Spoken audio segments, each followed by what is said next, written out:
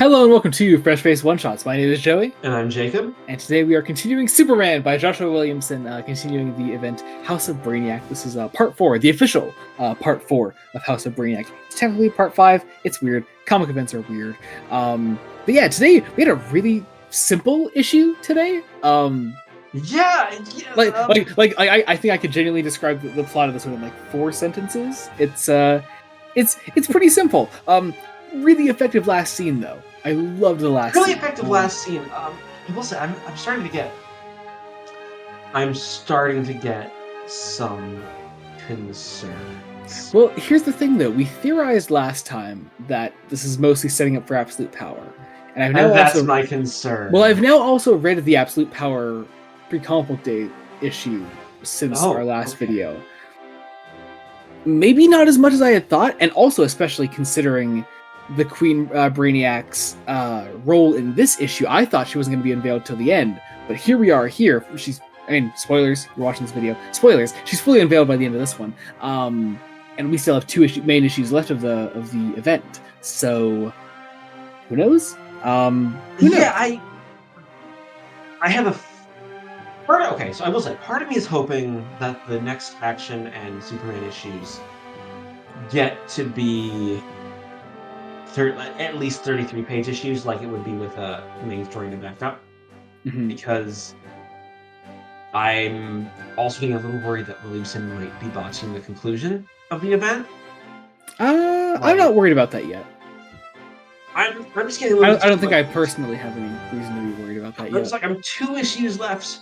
This event started off so very, very well. I really hope it sticks. It's still doing great. I mean, I think it's still doing well for me. I'm getting a little.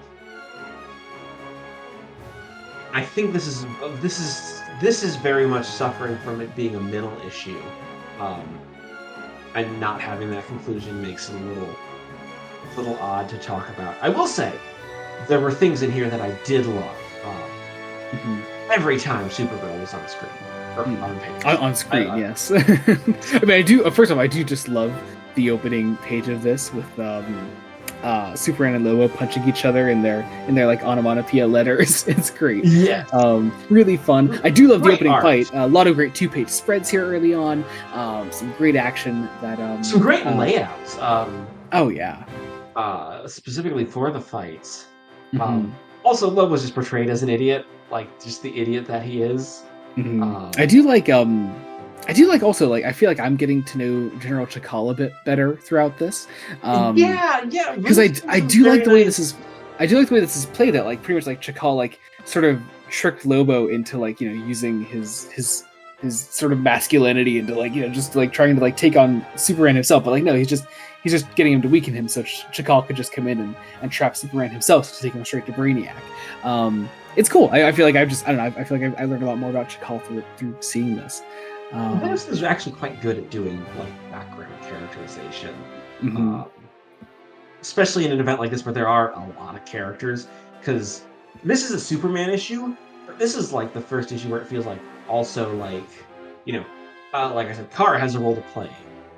Everyone, both. A role to play. We've talked a lot about so far in the event up to this point that like the two titles side by side, Action Comics and Superman, have sort of been like tackling specific sides of the Superman family. One is more family based, one is more strictly Superman based.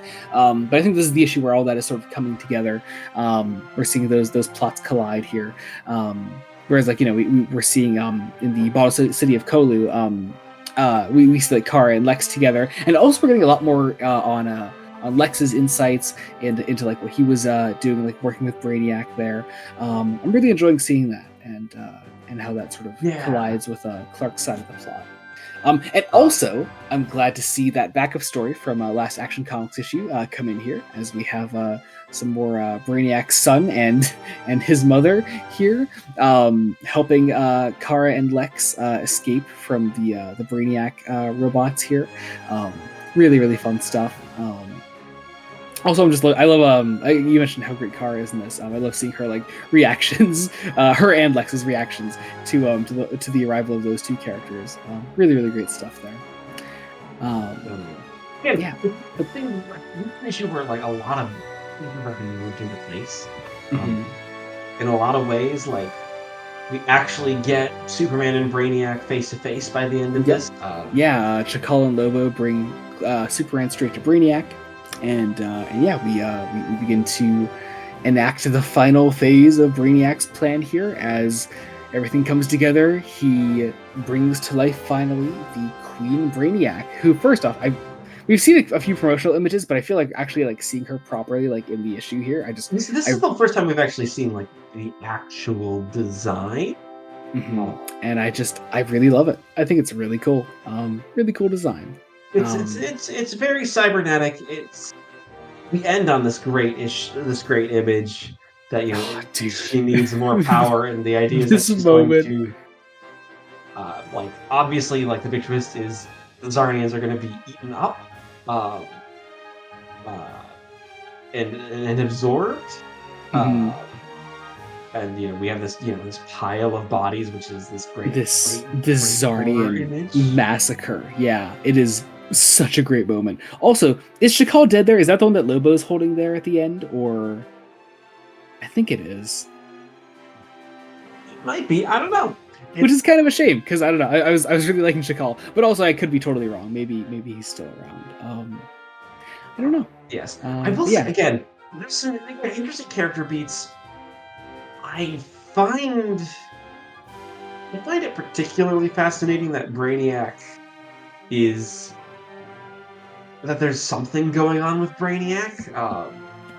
Because obviously with the scene with Lex and Kara, Lex has his explanation that he's actually just trying to survive and wasn't actually working with Brainiac, where I'm like, I don't know if I entirely believe you, Lex. I don't know. I feel like I'm still believing in Lex Luthor, and you are a fool for denying him.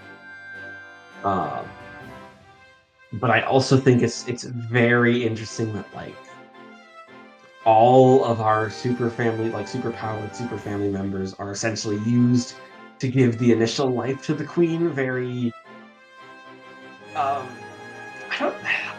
feel like there's a reference with this that I'm missing. I feel like Williamson is referencing something specific that I'm not entirely getting. Like, I don't want to say Frankenstein, because it doesn't feel like Frankenstein. There's probably something in there, but I don't know. Yeah, the trouble with this one is it's a lot of action, and the action's good. I'm excited to see. I imagine next issue will be our big, here's the whole deal with the Queen Brainiacs issue. So yeah, I guess we'll see what it's all about then. So I guess that about does it for that. Just quick, simple, easy issue to talk about. But yeah, nothing wrong with that.